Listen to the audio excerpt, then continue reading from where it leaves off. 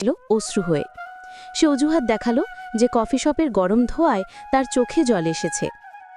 আশার স্বামী বললেন, আশা, তুমি ঠিক আছো? তোমার মুখটা এমন ফ্যাকাশে লাগছে কেন? আশা বলল কাঁপা গলায়, হ্যাঁ, আমি ঠিক আছি, কফি অর্ডার করো। এদিকে সাগর কাউন্টারে দাঁড়িয়ে তাদের দেখতে লাগল। সে দেখল আশা তার স্বামীর সাথে কথা বলছে, কিন্তু তার চোখ বারবার ফিরে আসছে সাগরের দিকে। সে বুঝতে পারল তার বলা কথাগুলো আশার হৃদয়ে কতটা আঘাত করেছে, কিন্তু তার আর কিচ্ছু বলার নেই। সে তার সত্যটা জানিয়েছে, এখন সিদ্ধান্ত আশার। আশা আর তার স্বামী কফি খেলেন। পুরো সময়টা আশা ছিল নীরব, ডুবেছিল অনুশোচনায় আর সাগরের দেওয়া নতুন তথ্যের ধাক্কায়। কফি শেষ করে যখন তারা উঠে দাঁড়ালো, আশার স্বামী ক্যাশ কাউন্টারের দিকে এগিয়ে এলেন বিল দিতে। সাগর বলল, না স্যার, আজকের বিল আমি নিচ্ছি, এটা আমার পক্ষ থেকে। আশার স্বামী বললেন, আরে না না, কি বলছেন? ঠিক আছে, ধন্যবাদ। আশা তখনও দাঁড়িয়েছিল দরজার কাছে।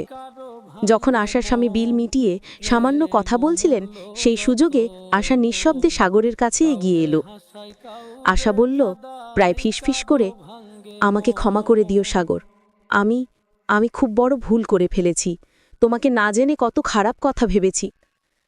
সাগর বলল, চোখে গভীর এক বেদনা নিয়ে, তোমাকে ক্ষমা চাইতে হবে না আশা, আমি জানি পরিস্থিতি কেমন ছিল, আমি শুধু চাইছিলাম তুমি সত্যিটা জানো, আর কিছু নয়। আশা বলল, এখন কি হবে? সাগর বলল, যা হওয়ার তাই হবে, তোমার জীবন এখন অন্য পথে, আমার জীবনের পথ আলাদা, হয়তো এটাই নিয়তি। শুধু মনে রেখো, ভালোবাসাটা সত্যি ছিল, ভুল বোঝাবুঝিটাও সত্যি ছিল। সাগর খুব স্বাভাবিকভাবে একটা হাসি দেওয়ার চেষ্টা করল, যা ছিল তার ভেতরের কষ্ট ঢাকার ব্যর্থ চেষ্টা। এই মুহূর্তে সে তার ভালোবাসা দিয়ে আশাকে বাঁধতে চায় না, কারণ সে জানি এতে আরও বেশি জটিলতা সৃষ্টি হবে। সে চায় না আশার বর্তমান দাম্পত্য জীবনে কোনো সমস্যা আসুক। এটাই তার শেষ ভালোবাসা, যেখানে সে আশার সুখের জন্য নিজেকে দূরে সরিয়ে রাখল। আশা আর দাঁড়াল না, সে দ্রুত স্বামীর পাশে গিয়ে দাঁড়াল। দরজা দিয়ে বেরোনোর আগে সে একবার ঘুরে তাকাল। সাগর তখনও কাউন্টারে দাঁড়িয়ে, তাদের চোখাচোখি হল। সেই দৃষ্টিতে ছিল নীরব বিদায়, অপূর্ণ প্রেমের আর একরাশ কষ্টের স্বীকৃতি, নতুন সূচনার অঙ্গীকার। সেই দিনের পর আশা আর কখনো সেই কফি শপে ফিরে আসেনি। সাগরের সেই কথাগুলো তার হৃদয়ে গেঁথে রইল। ভালোবাসাটা সত্যি ছিল, ভুল বোঝাবুঝিটাও সত্যি ছিল। সে বুঝতে পারল তার ভুল হয়েছিল, কিন্তু সেই ভুলের ওপর দাঁড়িয়েই তাকে এখন তার নতুন জীবনটা এগিয়ে নিয়ে যেতে হবে। সেই সিদ্ধান্ত নিল, পেছনের বেদনাকে শক্তি করে সে তার বর্তমানের প্রতি বিশ্বস্ত থাকবে। অন্যদিকে সাগরও আর পেছন দিকে তাকালো না। সে তার কফি শপকে আরও ভালোভাবে চালানোর দিকে মনোযোগ দিল।